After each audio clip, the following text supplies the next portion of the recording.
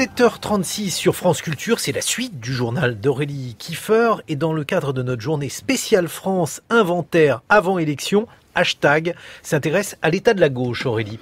Oui, à 5 semaines du premier tour de la primaire de la Belle Alliance Populaire, le 22 janvier, comment va la gauche et plus particulièrement le Parti Socialiste au pouvoir? Quelles valeurs doit-il défendre? Qui pour incarner ces valeurs?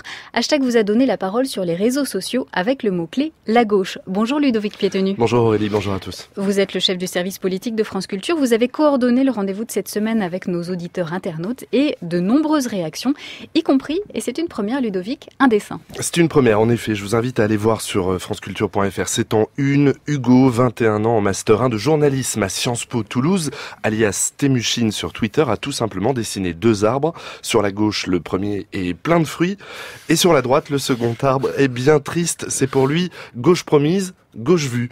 Et ce n'est pas le seul de nos auditeurs à nous avoir confié son dépit. Théophile, 92, je le cite, parle de déroute idéologique et morale pour la gauche.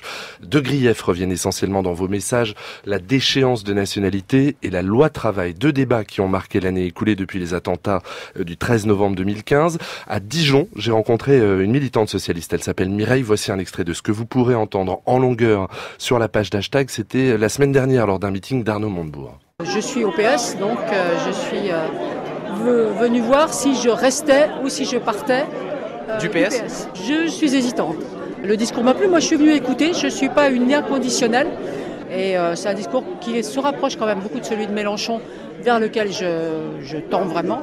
Peut-être que sur un discours comme ça, je vais attendre avant de rendre ma carte. Par rapport à ce que l'on vient d'entendre, 2 choses sont beaucoup revenues. Première chose, Mélenchon. La déception est telle que vous avez été nombreux à nous dire que Jean-Luc Mélenchon, je cite par exemple Carou 75, est le seul à proposer un programme de gauche avec une vision, dit-il, à long terme basée sur une transition écologique. Car pour elle, les candidats à la primaire sont trop libéraux ou trop semblables. Et nous avons reçu beaucoup de messages sur Facebook ou sur Twitter allant dans ce sens. Mais nous avons eu aussi des témoignages de fidélité. C'est la deuxième chose.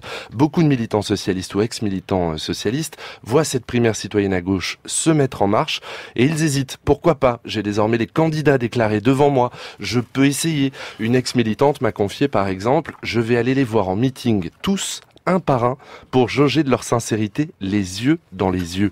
Jonathan, par exemple, militant dans le 18e arrondissement de Paris, n'a pas aimé la loi travail, il n'a pas aimé la déchéance de nationalité, mais il va aller voter à cette primaire, a priori, pour Vincent Payon. Je me retrouve assez, déjà dans son passage au ministère de l'Éducation nationale. Et pourquoi? Qu'est-ce qu'il avait fait de bien, à votre avis?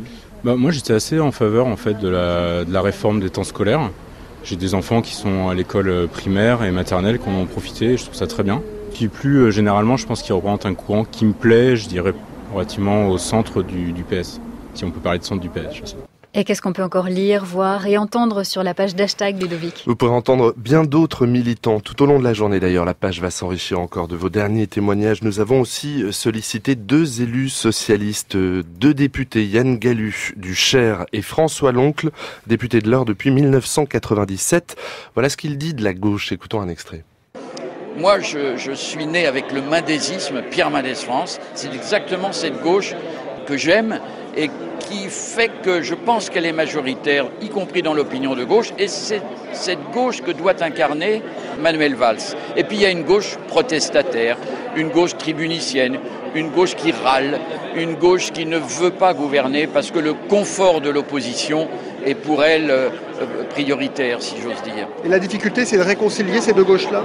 Oui, il faut convaincre, mais je pense que l'opinion publique peut aider à convaincre par les votes qu'elle va exprimer à la primaire. Quand on veut éviter un programme extrêmement droitier, extrêmement préoccupant sur le plan social qu'est le programme de M. Fillon, quand on veut résister à l'extrême droite, eh bien il faut une gauche de gouvernement. Il ne faut pas une gauche qui rêve et une gauche qui aspire à 2022 ou à je ne sais quel congrès socialiste. François Loncle, député de l'Eure, vous avez été nombreux enfin à nous dire que vous participerez à cette primaire citoyenne de la gauche les 22 et 29 janvier. Tout simplement, nous a-t-on dit par exemple pour ne pas avoir à choisir entre la peste et le choléra.